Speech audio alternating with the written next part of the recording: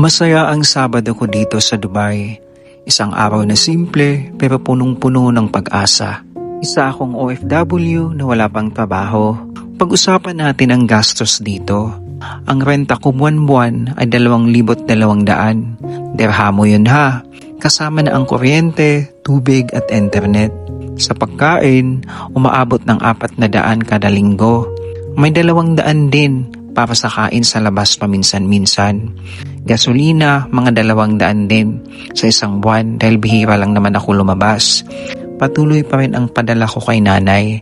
500 lang muna, basta may maibigay lang. Pero alam nyo, hindi lang ito tungkol sa gastos. Maaga pa rin akong gumigising. Nagja-jogging ako, nagluto ng almusal, kumain, naghugas ng plato, nagtupi ng labahan. Isang simpleng araw pero produktibo. Walang stress, may disiplina, may panalangin. Sa gitna ng paghihintay, pinipili kong maging maayos. Sa gitna ng kakulangan, pinipili kong magpasalamat. Dahil ang tunay na laban, hindi nasusukat sa laki ng kita, kundi sa tibay ng paninindigan.